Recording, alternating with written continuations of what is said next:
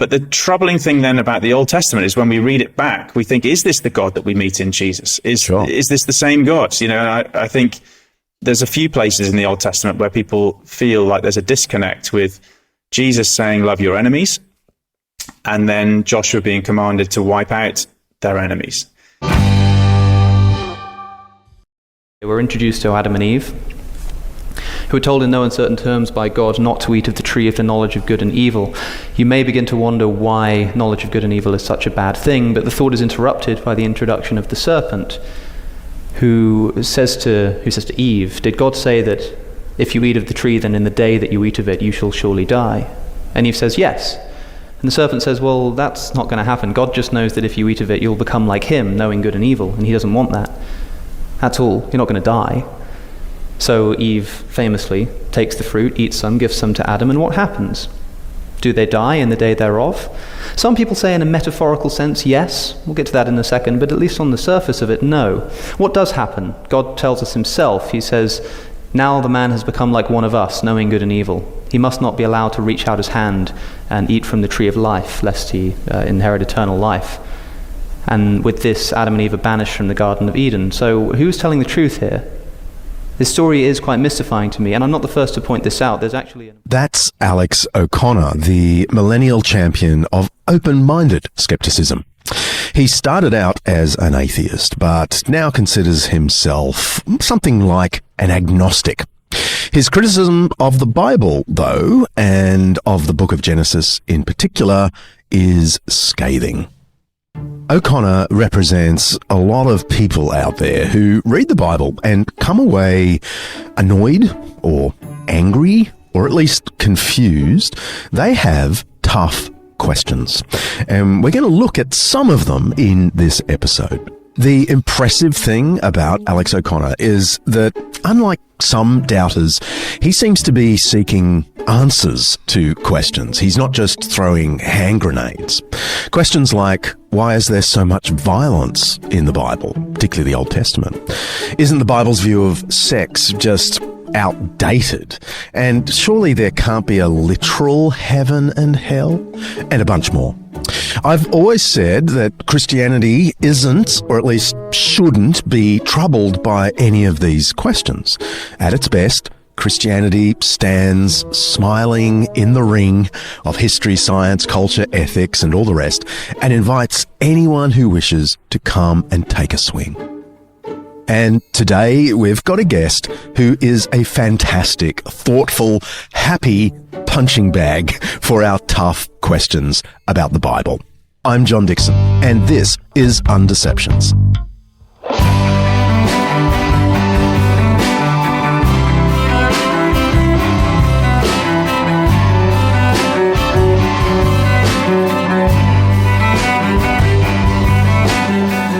Each episode of Undeceptions, we explore some aspect of life, faith, history, science, culture, or ethics that's either much misunderstood or mostly forgotten. And with the help of people who know what they're talking about, we're trying to undeceive ourselves and let the truth out.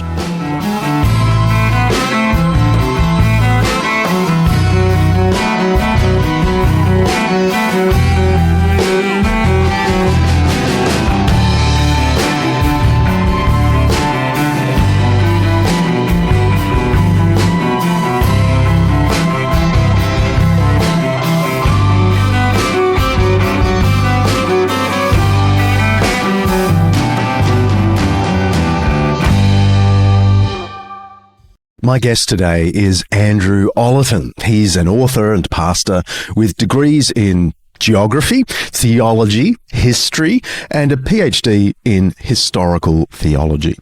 He's a fellow of the Royal Historical Society, and he specializes in making complex biblical ideas simple and relevant to believers and doubters alike.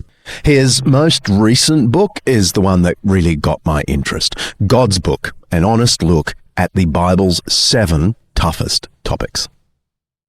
All right, mate. So my summary of your book is, hey, the Bible's not as dumb and mean as you think, so maybe pick it up and read it. I like that. Good approach. But let's start at the beginning, where lots of people think the Bible is at least dumb, Genesis. And one of the things you say is that people get confused because both skeptics and some believers think that Genesis 1 was written with a scientific view in mind. You're not so sure about that. Talk us through it. Yeah, I don't buy the idea that it's unrelated to the findings of science. You know, ultimately the Genesis is an attempt to tell the story of the origins of the natural world, and science is an attempt to investigate the workings, the inner workings, if you like, of the natural world. So it's not that they're unrelated. I don't buy that. But I do think that the imposition of a scientific worldview onto Genesis is where we get into trouble, because we effectively try and force it to answer questions it's not trying to ask, and then we miss it for what it is trying to bring to the table. And I think that's, you know, without being simplistic, without being oversimplistic at least, I make the point, as others have, that to some degree, science is asking the how questions. How old are things? How do things reproduce? How do things photosynthesize? Genesis is asking the deeper why questions. You know, why is there something in the first place? Why is there moral order seemingly integrated with the natural universe? Why does mathematics correspond with the world that we actually externally inhabit? Why does music and mathematics correspond, things you love as well? So I'm not saying they're unrelated. I'm simply saying they're trying to answer different questions. And Genesis has been so unfairly treated, I think, because it's been tried to force answers to questions it's not trying to answer. And then we've not appreciated the beautiful answers it gives to questions like, why is a human being different to an animal? You know, that's at the heart of Genesis, I think. Yeah. Talk more about the music of creation, because, you know, I got all warm and fuzzy as soon as you mentioned that. But yeah, part of the answer that Genesis is giving to the question Genesis is answering is the orderliness and elegance built into the fabric of things. Can you talk us through that? Yeah, absolutely. I think that's a nicely put phrase there, order and elegance. I think when you start Genesis 1 with the statement that the earth was formless and empty, tohu vabohu, the idea of conjuring up words that spoke to chaos rather than order. When you start by framing the material universe in those words, you immediately say two things. Number one, what you're about to hear is not primarily about where raw matter came from, but how it came to have such elegance and beauty and purpose and meaning and morality. And the second thing you're saying is, we're going to see now how tohu and bohu, formless and empty, in their structural sense, how they are overturned. So the first 3 days of the created description seem to particularly address the issue of the earth was formless. You know, so God is separating out things that otherwise, when they're merged, if you merge horizons, people feel like it's confusing. But if you separate out horizons, you know, sky and sea, land and ocean, when you separate out horizons, you create form, and it's form that ultimately gives shape and elegance to the world. When you then fill the emptiness with birds and animals and plants and humans, you're then putting beautiful things into the elegant shape that's been formed. And I say in the book, I just think that's a very compelling way of describing not the exact time frames, time codes and details of how God made. This is not a DIY, if you want to make your own universe, this is how to do it. This is a sense of, where did all of the underlying beauty and order come from in our world? Why does the universe seem to make music? And I think Genesis is answering that, as I say, not as a scientific answer, but as a deeper answer. I mean, behind you right now, for viewers who can't see, you've got an impressionist painting, haven't you? And it's like, I make the point in my book that, you know, take either The Starry Night by as a painting, or take an image from the Hubble telescope, or the James Webb telescope. You know, whichever, take these two things, they both are true. It's just that Van Gogh's approach to truth is impressionist, atmospheric, moody, elegant. And the Hubble telescope, or the James Webb telescope, is a photo approach to truth. And I think Genesis gives us the impressionistic, beautiful answer to truth.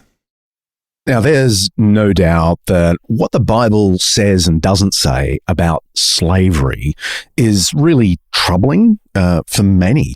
It's often put forward as a reason to reject Christianity, the fact that the Bible allegedly endorses slavery. Well, we've got a full episode on that topic coming up at the end of the season.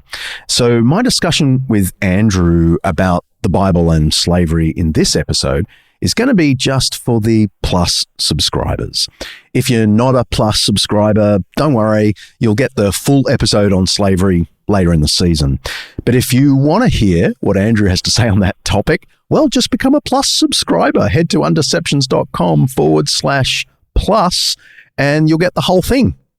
If not, well, let's just move to the next section on violence.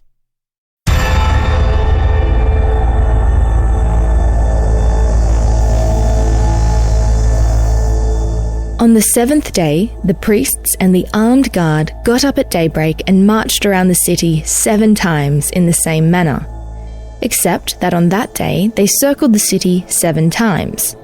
The 7th time around, when the priests sounded the trumpet blast, Joshua commanded the army, "Shout, for the Lord has given you the city. The city and all that is in it are to be devoted to the Lord. Only Rahab the prostitute and all who are with her in her house shall be spared, because she hid the spies we sent." When the trumpet sounded, the army shouted, and at the sound of the trumpet, when the men gave a loud shout, the wall collapsed. So everyone charged straight in, and they took the city. They devoted the city to the Lord and destroyed with the sword every living thing in it, men and women, young and old, cattle, sheep, and donkeys. Joshua chapter 6. Okay, but then you keep turning over the pages and you get to the book of Joshua. And I remember when I was reading the Bible to my little boy, when he was a little boy, and getting to some bits of Joshua and quickly turning the page and saying, "Oh, Josh, look at that." His name was Josh too. Look at that. And then I quickly turn over the terrible passages. Yeah. But, you know, someone's not going to do that. Someone's going to read through Joshua and think, yeah, all that stuff about the Bible endorsing genocide. Like there's some good material here to work with for that criticism. But you say not so fast. Well, first up, I say there is a problem here. I don't want to pretend that these parts of the Bible don't trouble me and shouldn't trouble anyone who reads them. Yeah. This is probably the hardest, I think, of all of the things we bump into in the Bible, because the whole narrative of the Bible that is clearly depicted in Jesus, who is the center of the Bible and the fullest revelation of the God of the Bible, who, if you like, the Old Testament is us hearing about God. In the New Testament, we get to meet him in person. That's the big idea of the Bible, isn't it? You may have had this when you go to speak at places, John. I often get people say to me when I speak at places, I've heard so much about you, it's great to finally meet you. And I often think that's a lovely statement to sum up the Bible, really. In the Old Testament, we hear so much about God, it's great to finally meet him in the person of Jesus. But the troubling thing then about the Old Testament is when we read it back, we think, is this the God that we meet in Jesus? Is this the same God? You know, I think there's a few places in the Old Testament where people feel like there's a disconnect with Jesus saying, love your enemies, and then Joshua being commanded to wipe out their enemies. Now, I think, again, there's several things to say. I don't believe there's one silver bullet on this. And I say in the book, I have this section where I loop around.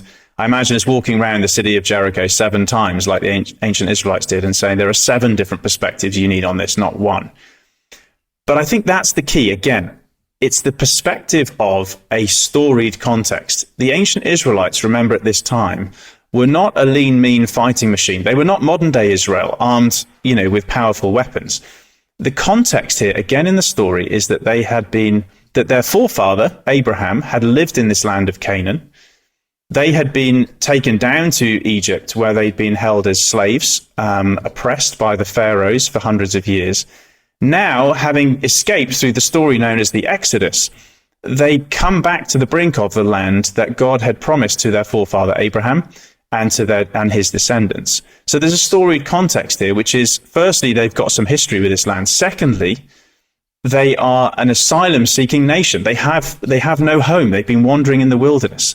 And if this people who, according to the Bible story, carry the hope of the whole earth, the whole world's hopes are pinned on this people and the offspring that will come through the ancient Israelites. If they are to bring hope to the world, they need a homeland to settle in.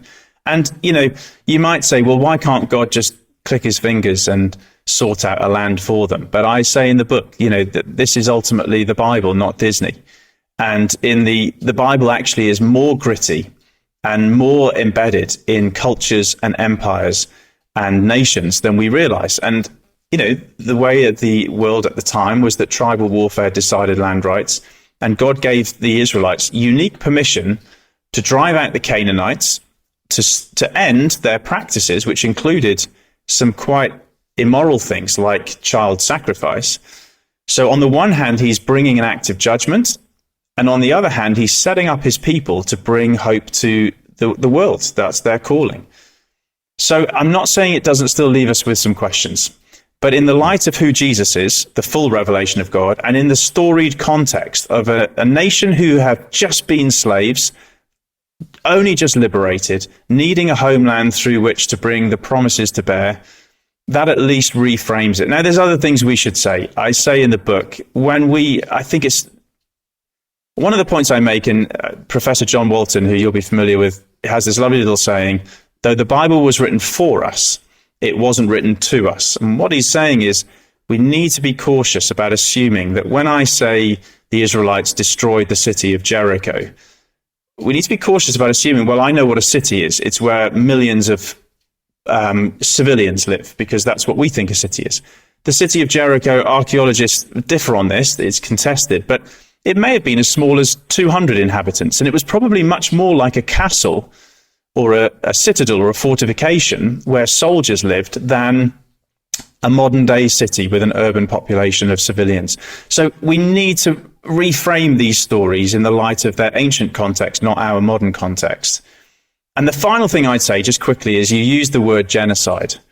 I'd like to hear your view on this. I don't know I don't think that's the right word to use. I know why you used it. It's often the word skeptics use. But when you think that Rahab, one of the Canaanite women who worked as a prostitute in the city of Jericho, when you think that her entire household are saved from the destruction and incorporated into the Israelites, you realize whatever this God is doing, it cannot be genocide.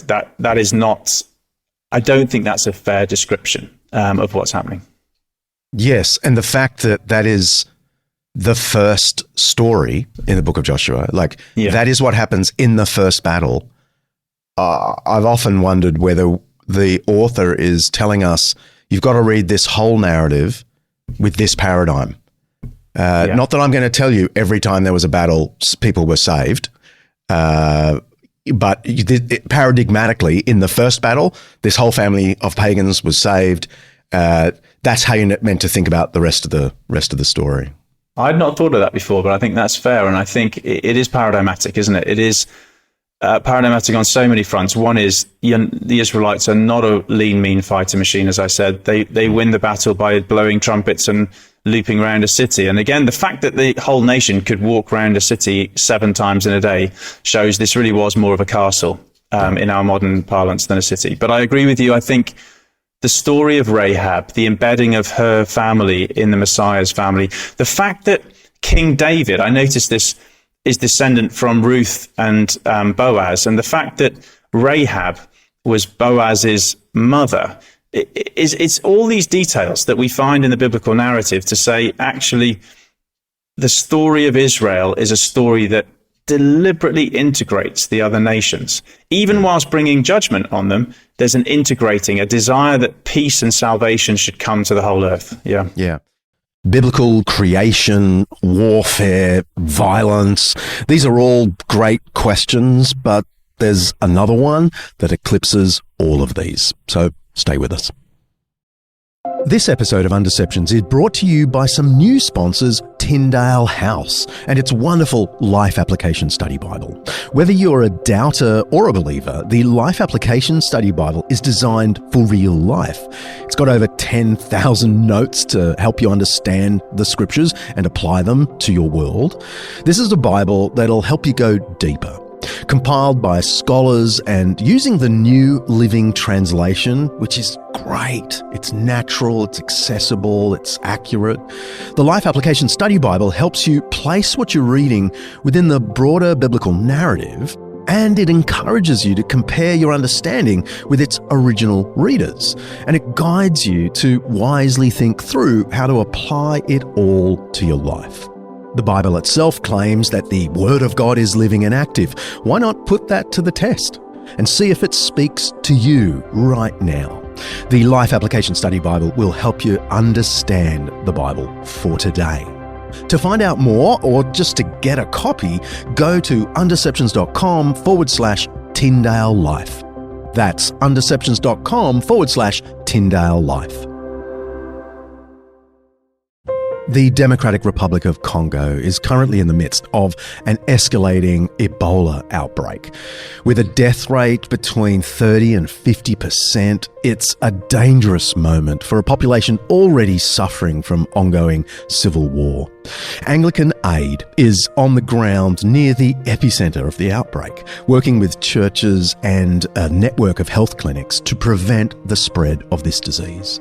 They need your help to continue, so please consider donating to its emergency relief fund. Head to anglicanaid.org.au/undeceptions. That's anglicanaid.org.au/undeceptions. Every donation makes a difference. A 7.1 magnitude earthquake rocking Venezuela, and separate quakes reported in California and Japan. I want to show you some of the video. We are just now getting into it. These chaotic moments on the streets of Caracas, dust filling the air after the capital there in Venezuela felt that intense shaking. You see people walking around, some of them looking confused. A baseball game coming to a halt. People running for safety. You see the light fixture up there swaying. People running for safety to the center of the field. Just the death toll approaching 1,500, with the Venezuelan government expecting the number to rise in the coming days.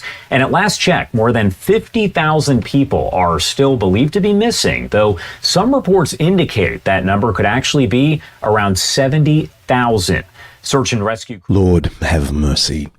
Reports out of Venezuela like these, whether on Fox News or NBC, shocked the world in June this year. In fact, I remember Buff and I were just sitting on the couch watching it unfold on our screens with our jaws dropped and nothing really to say to each other. I mean, what can you say?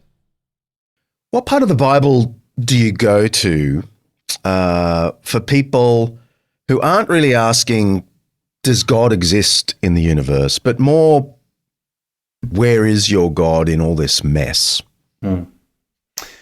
Well, the truth is there's actually several answers to your question, which in itself is revealing. The Bible does not hide from the messy, painful, troubling times of life, suffering and the problem of evil. It never seems to address it in a purely philosophical way. Even the closest example of that, I think, would be the story of Job. But even then, as I indicate, it's a biography, it's a story. Whether you think he actually existed or not is beside the point. It is a storied way of saying, these are real people that we're talking about when we wrestle with the problem of evil and suffering. So the Bible is simultaneously deeply personal about the problem of suffering and pain, deeply personal, but deeply honest as well. There's no sense in which those difficult things have been airbrushed out. The Psalms you could go to, the laments. In the book, what I go to is the story of Israel. And I noticed the ironic symmetry between, or parallel between, they conquer the land by force. That's the issue of conquest and violence. But then they're thrown out of the land by force when the Babylonians invade and destroy Jerusalem, burn down the city, and take the inhabitants who are fit and healthy hundreds of miles away from their homeland to live as captives in Babylon in what's known as the exile. So the exile is I think, the moment in the story of the Bible more than any other where you come head to head with the issue of suffering and pain, and where is God when it hurts. And of all the things that I say there, I think probably the most important is that the stories are designed to say, firstly, that this is an unusual telling of history where the defeats of this people will be showcased. So often, as you know, writing histories in the ancient world was expensive. It was nearly always commissioned by rulers who were wanting to use it as propaganda for their victories. It's almost unparalleled, as far as I'm aware, to have a showcasing of defeat. But the Bible gives this. It's the story from below. It's the story of pain, etched in real biography. So the first thing that's striking to me is the God of the Bible is clearly not embarrassed by our tears, our hurts, our questions. He includes them in the scriptures.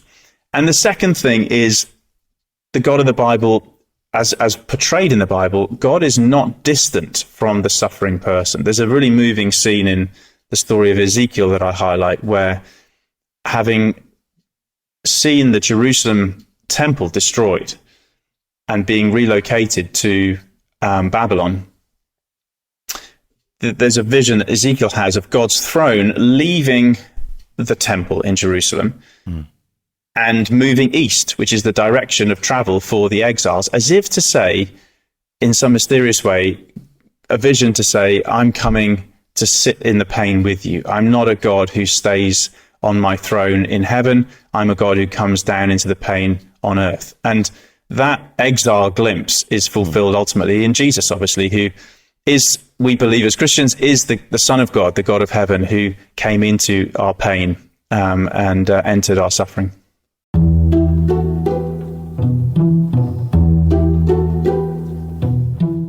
Yet why so many words, when I can say it all in a single sentence, and indeed in a sentence that is most apt for me as a Jew? The concluding words of Albert Einstein in 1915, when asked for his opinion of ugly Christian nationalism developing in his native Germany. Honour your Master, Jesus Christ, not only with words and songs, but rather foremost through your deeds. The antidote to hateful, prideful Christianity, Einstein said, is not less Christianity, but a Christianity with more Jesus. Many agnostics like Einstein have loved the luminous figure of the Nazarene, as he called him, but sometimes Jesus' followers are a bit of a turn-off.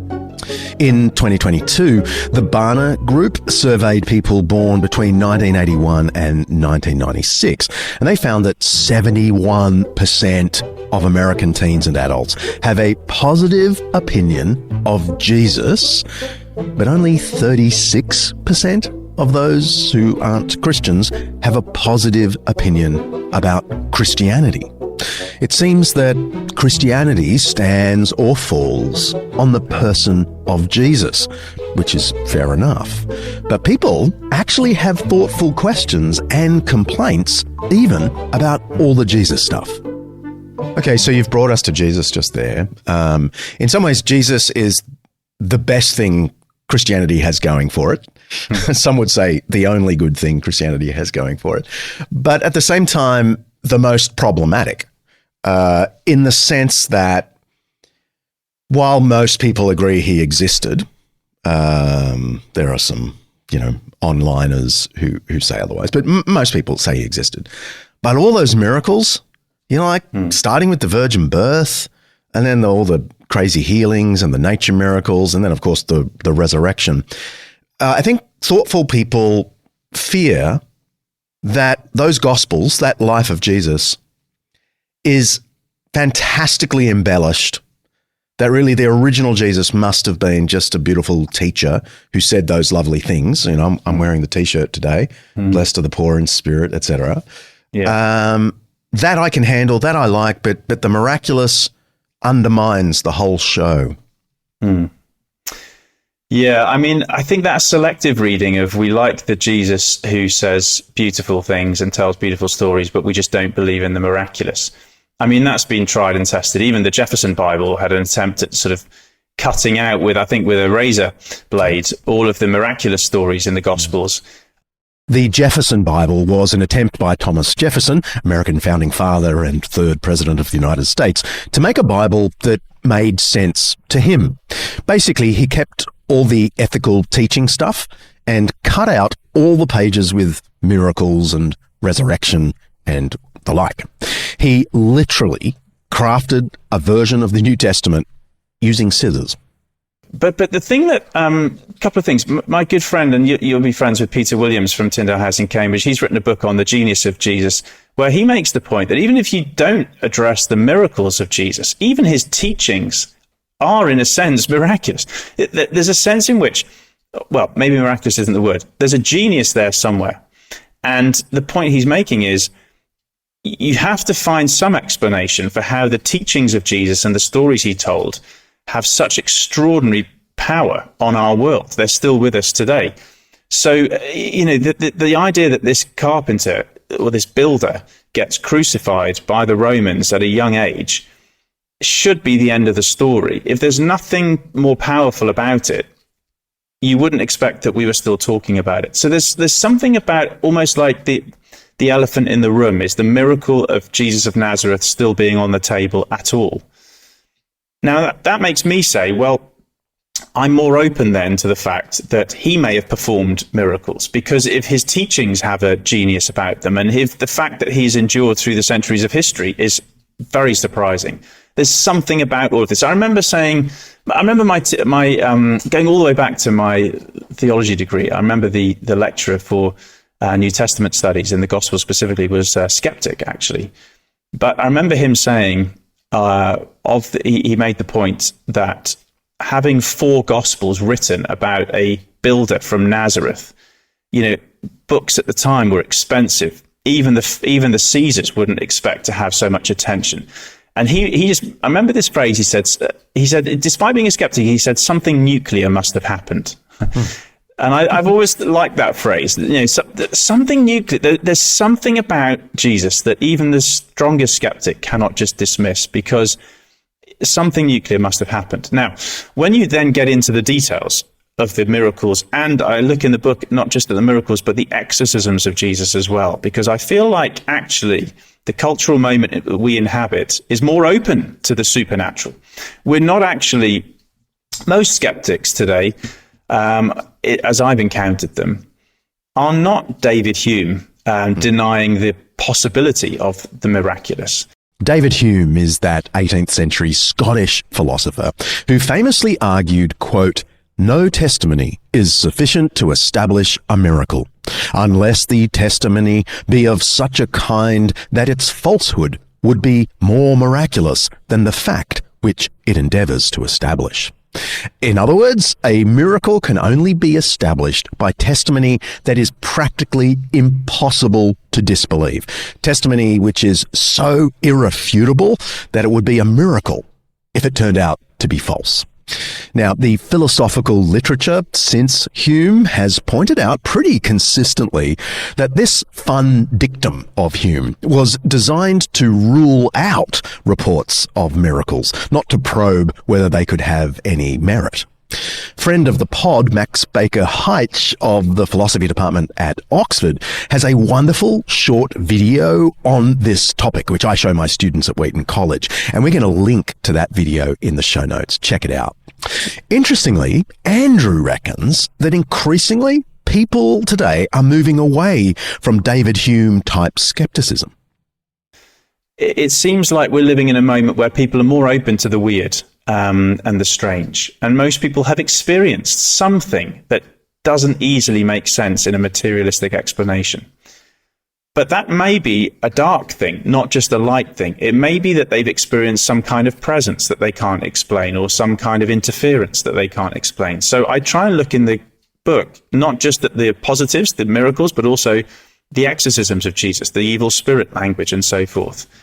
And one of the things I highlight for both the exorcisms and the miracles I highlight what I believe to be the authentic reactions of the bystanders. And I think this just lends a bit of credibility. Let me just give one example. When Jesus calms a storm on the lake, now that sounds fantastical. I understand that. The idea that someone could stand up having just had a nap and just speak to the wind and the waves as if they're his pet and they come to heel and obey. I know it sounds fantastical. But what's interesting is that when the storm dies down, we're told that the disciples who were in the boat with Jesus were even more afraid. The language of fear goes up a level. And I don't know, I just think that feels authentic to me. If there was someone in my boat who just spoke to nature, I wouldn't just say, oh, well, that's fantastic, the storm's gone. I would be even more afraid at the thought of who this person is. And that seems like an authentic reaction. And we have to remember that the people, I always say this, the people in the Bible didn't realize they were in the Bible. Yeah. I think so often we imagine that they were sort of, the disciples were thinking, well, this is strange, but I suppose we are in the Gospel of Mark, so anything's possible, And it's like, no, they didn't know they were in the Gospels. They just thought they were in the mother of all storms and they were about to die. Now, if you put yourself in their shoes, I think their reaction in the Gospels is exactly what you would expect. So my point is, the miracles of the Gospels, in the Gospels, are not written up as fantastical mythological events. They're written as if real hardened, skeptical fishermen actually experienced them. And their reactions, I think, lend credibility to the accounts. The other lovely example is after the so-called transfiguration, when Jesus is apparently miraculously very shiny and glorious, and ancient Old Testament figures appear with them, and the disciples say, should we build some tents? And the narrator says they didn't really know what they were saying. Yeah, I find that remarkable.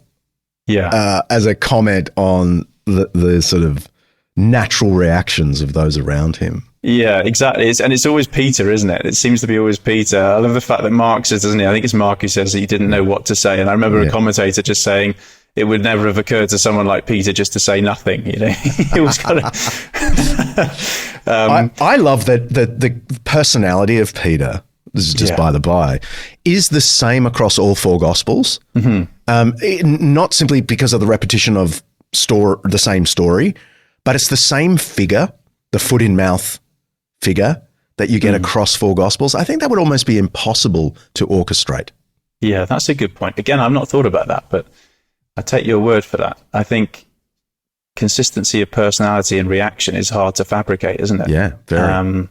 And I think, this is your area of expertise more than mine, John, and I appreciated your work as I researched for this section of my book. But I just got back actually from being in Dublin in Ireland last week, where I visited the Chester Beatty Library, which hosts the most extraordinary, I'm sure you've been there, most extraordinary collection of biblical manuscripts. And what I noticed was that, I hadn't noticed this before. I've visited but never seen this, that there was one collection dated back to the 2nd century where the early Christians had actually stitched together the four Gospels and the book of Acts as a compiled collection of writings. So it just reminds us, doesn't it, that very, very early on, these four accounts, and in this case, the book of Acts, were being recognized as having historical credibility, such that they were being stitched together in the early codex invention of the book. They're being stitched together and passed around. And so to get to that, I think so often people who are skeptical assume the Gospels must have been made up centuries later. No. By the 2nd century, the four Gospels are being stitched together as if to say these are the authoritative texts that need to be read and passed around. And I was reminded again, even in seeing that we have very physical, tangible evidence for this reliability. Up next, a question many regard as more damning of the Bible than any of the questions we've mentioned so far. I know that sounds clickbaity, but, well, stay with us. Selah is a Hebrew word often associated with an intentional pause. And that's how Selah, the travel company, run their tours. They're for people who want to go deeper and learn about the incredible history of Christianity around the world. walk in the footsteps of amazing medieval figures like the Venerable Bede across the landscapes of Scotland and Northern England. Man, I'd like to do that one. Or along the way with the Apostle Paul through Turkey, Greece, Malta and Rome. I want to do that one as well. Or if you haven't had enough of me, I'll be taking a group of my besties around the Holy Land, the state of Israel and Palestine later this year for 2 weeks, visiting the key sites of Jesus' life as we explore the origins of Christianity. But getting quick, these tours have limited numbers, so we can all get to know each other better. Hope to see you. Book your tour now at selah.au. That's selah.au. See you there.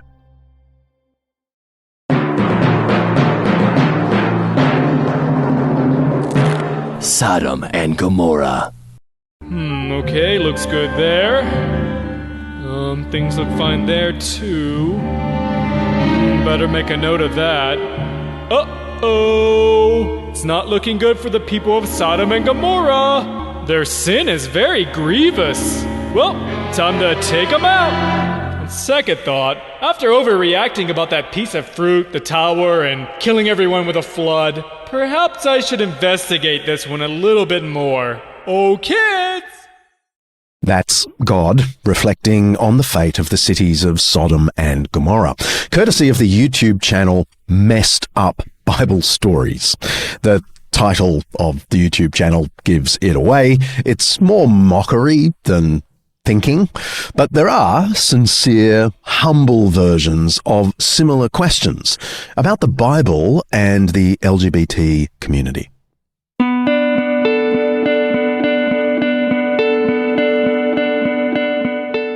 For although they knew God, they neither glorified him as God nor gave thanks to him. But their thinking became futile, and their foolish hearts were darkened. Although they claimed to be wise, they became fools and exchanged the glory of the immortal God for images made to look like a mortal human being, and birds and animals and reptiles.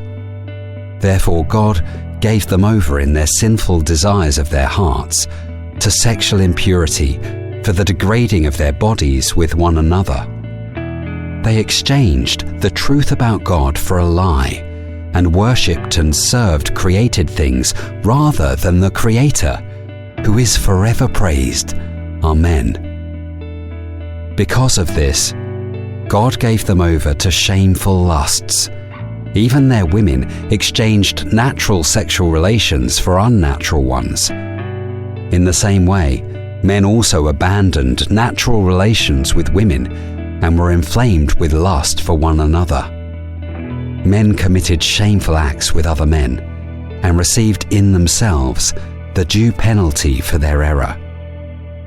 Romans chapter 1. But that does bring me, Andrew, to the letters.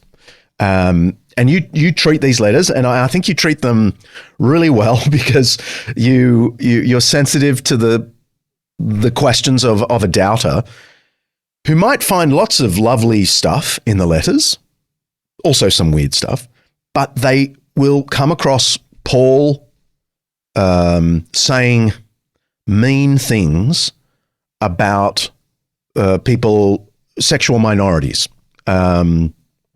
very strong things like in Romans 1 and 1 Corinthians 6. So you hardly have to get into the letter section of the New Testament before it just sounds like Christianity is dumb and mean after all. Yeah, they're challenging letters to read in our modern context, especially. I think I make a couple of observations here. One is back to the story point. The Apostle Paul was a Jewish teacher who became a follower of Jesus. And therefore, he's inhabiting the Jewish story, the Judeo-Christian story, which is that from the very beginning, God created male and female in his image and likeness. So he has a foundational belief in creation, that the world is not a result of random accidental evolution, but through a guided process, at least, let's say that, a created process.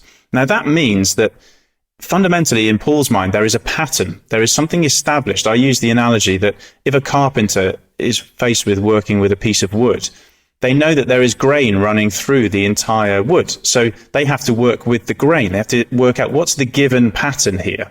And then our result will be much better if we go with the grain. In the same way, the Apostle Paul believes that there is a grain, a pattern to humanity, that we're not accidental. And that pattern is male and female.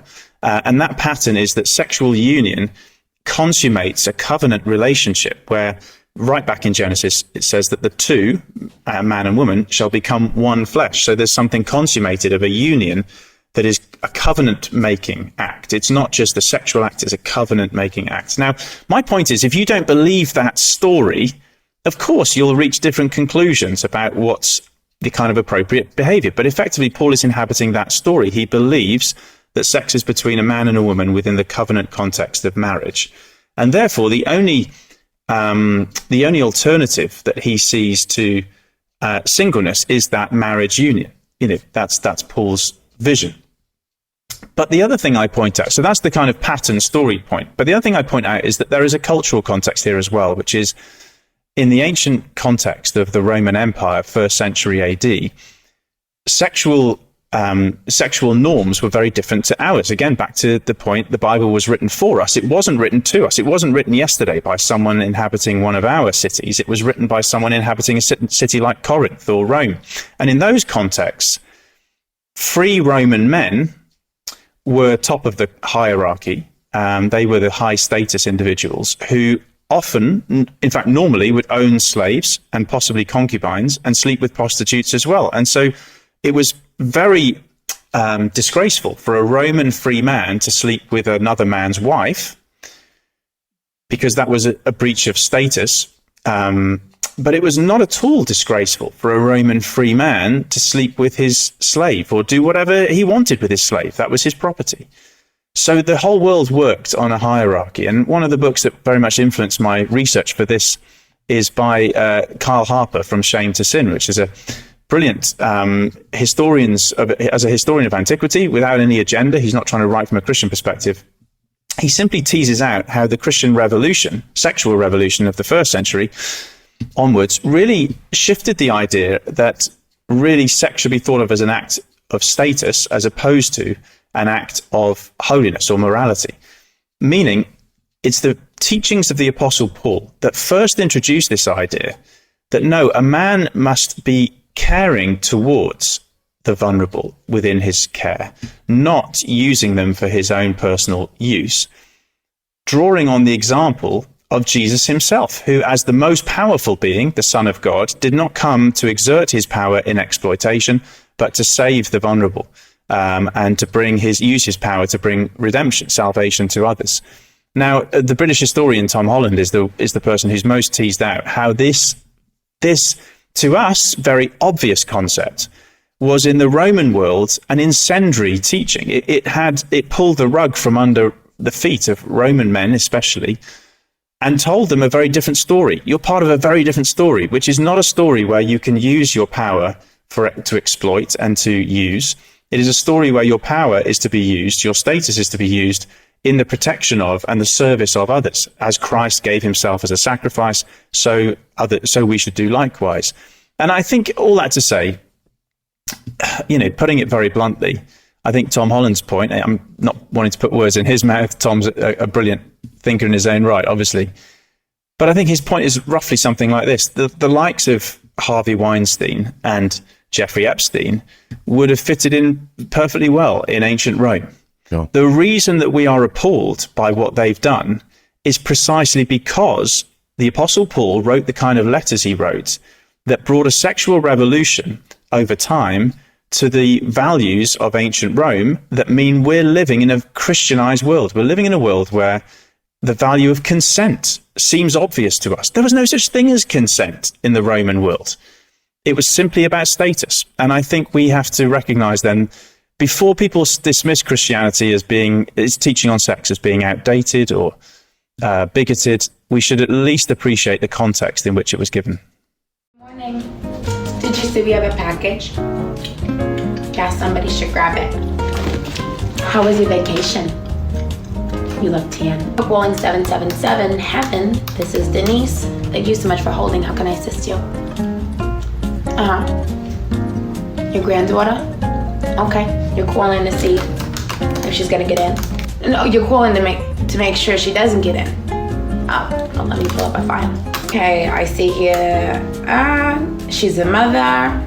She's done a lot of good deeds. Things are looking good for her. I don't know why she had a child out of wedlock. So I hope you're sitting down. Well, we don't care. I'm no big fan of TikTok, even if Director Mark is on it all day long. There's a reason Undeceptions hasn't had a TikTok account. Although, am I right that I accidentally gave permission, Kaley, to... Yeah, you're on your way, mate. What was I thinking?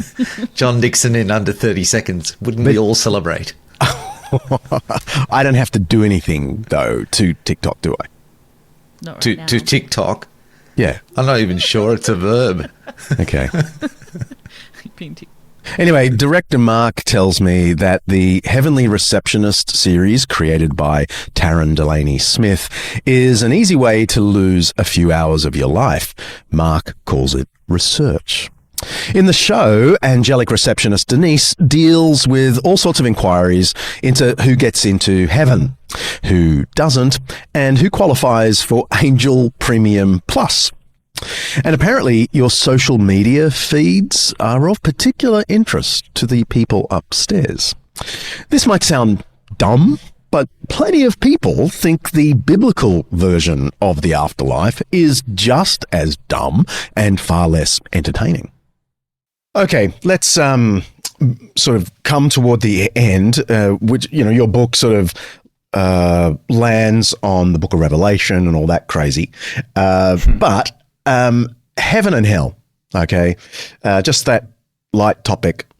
To many people, that could seem like carrot and stick, that the Bible ends with this great big, you know, bribe to have eternal life and this great big threat, you know, if you don't believe all these things, you're going to go to hell. And it seems like hell's pretty bad and God tortures people eternally. Talk us through that. Bring some clarity for those who worry about that carrot and stick ending to the Bible. Thanks, John. Yeah, well, my book is definitely Genesis to Revelation. And you're right, this is where I land, because this is where the Bible lands. There is a vision in the Bible of a day of judgment, a throne of judgment, actually. I think what I would say is that act of judgment at the end of time, it's worth noting, is met with celebrations, with hallelujahs, actually. The hallelujah chorus, which Handel's Messiah makes so famous, the hallelujah chorus originates in the context of judgment.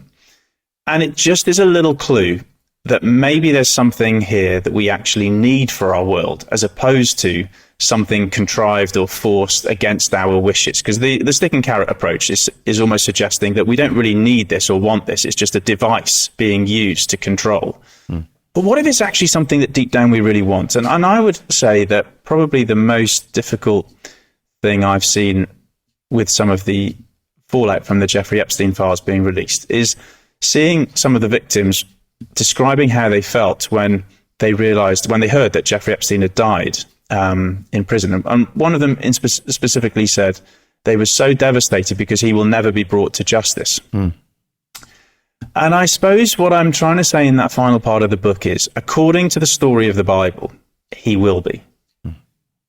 No one in the end, the whole vision, it uses various symbolism, which Revelation does, to capture the fundamental idea that no one will escape from the absolute white, that the throne of God is depicted as white. You know, colors in Revelation are symbolic, aren't they? So, you know, purple is royal and pale is sickness and death, and white is about justice, ultimately, purity.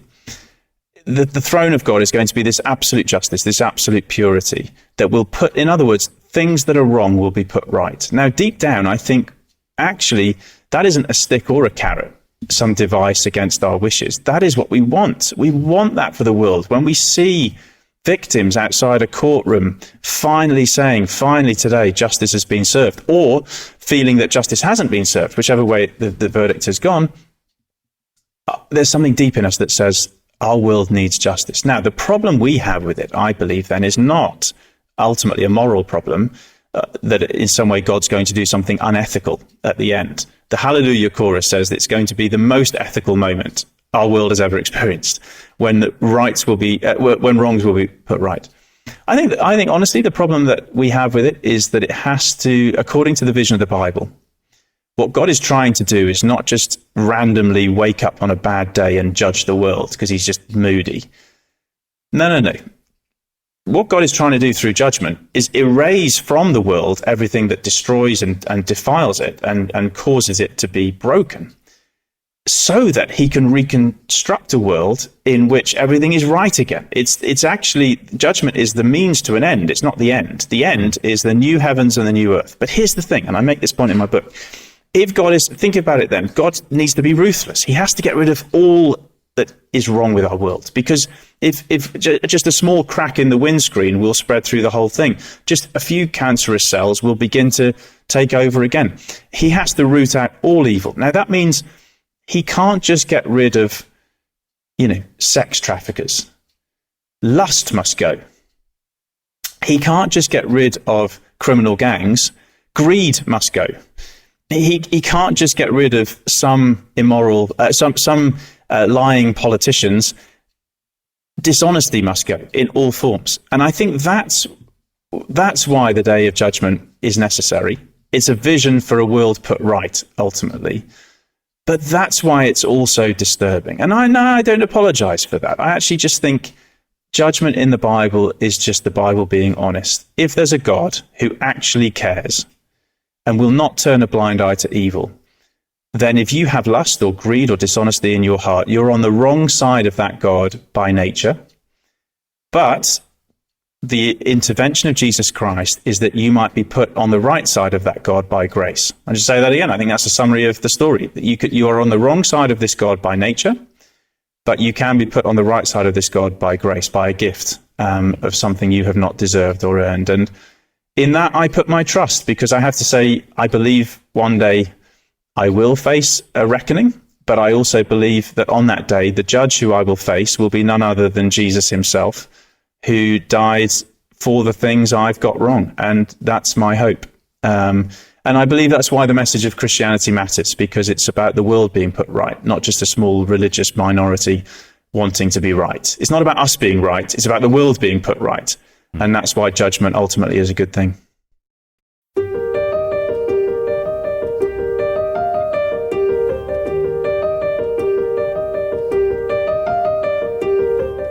My point is that people didn't get tired of the church's ideals, but of how they were actually practiced. Monasteries were criticised not because monks were chaste, but because they weren't. Christianity became unpopular not because Christians were humble, but because they were arrogant. If the church failed, it was mostly because of the church leaders. But this is just one clear example of a bigger truth. The great ideals of the past didn't fail because they were outgrown, but because they weren't fully lived. Humanity hasn't moved beyond the Middle Ages. Instead, it has backed away from them in retreat. The Christian ideal hasn't been tried and found lacking. It has been found difficult and left untried. G.K. Chesterton, What's Wrong with the World? When I was doing English classes in my high school as a 15-year-old, I was the classic kid who put up his hand and said to the teacher, "Miss, Shakespeare's stupid," right? Yeah. And I remember the teacher having a, wry little smile, and now I look back at it, I'm thinking there was only one stupid in the room. And I think what your book does from its opening chapters is tell you why you can't really say, "Miss, the Bible's stupid," because there's more sophistication, artistry in this text than is apparent. Exactly. I remember something not dissimilar in a music lesson, actually, and I was never strong at music, and I never had an appreciation for it. I look back and realize I was a little bit of a Philistine, to use a biblical analogy. I remember one time the music teacher said, we're going to listen to a piece of music. I think it was from Handel's Messiah, but I'm not sure. And they said, I want to see what you make of it, whether you think it's good or not. And then just before they played it, the teacher just said, and by the way, it's not the piece of music that's being assessed. And the point they were making was, we know this is brilliant. So really it's whether you think it's brilliant or not that's being assessed. And I think there's something about that with the Bible. It is brilliant. Time has told that loud and clear. It's still the world's bestseller. If you don't think it's brilliant, you're probably missing something. Yeah.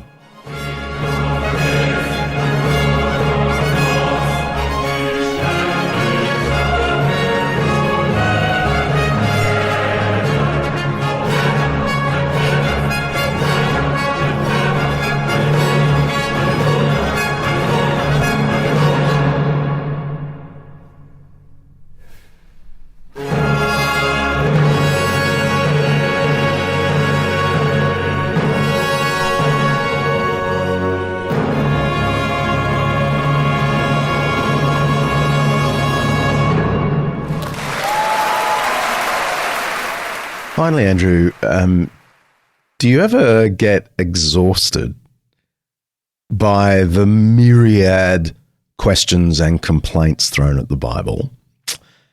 Or maybe I should ask it the other way around.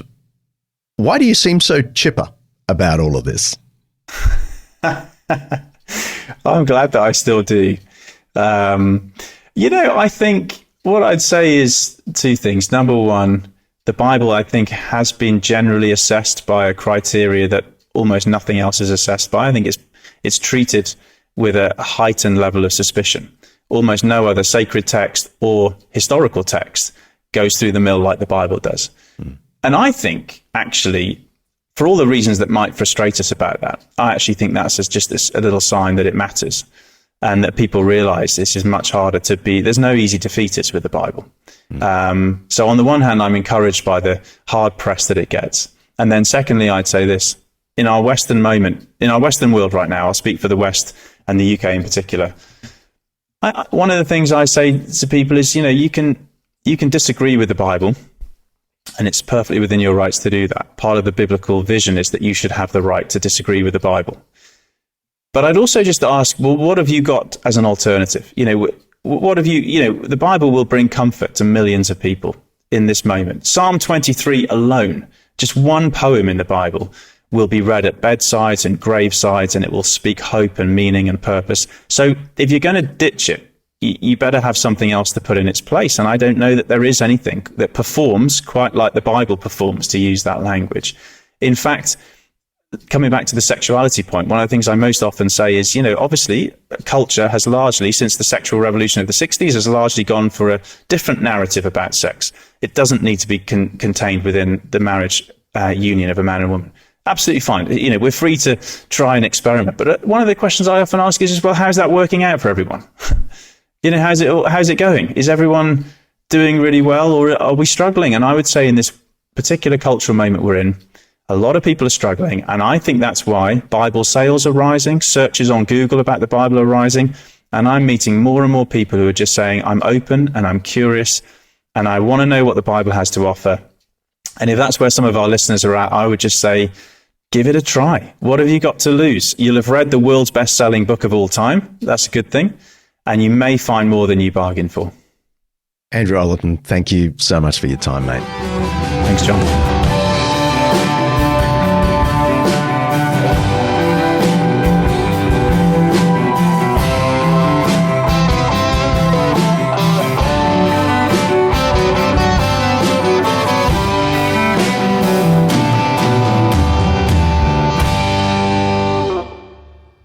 Undeceptions is hosted by me, John Dickson, produced by Kaley Payne, and directed and edited by Mark Hadley.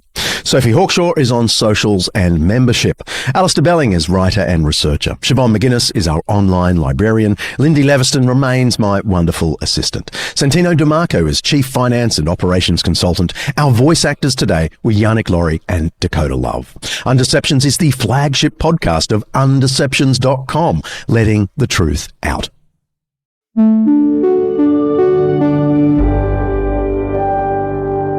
Undeceptions podcast.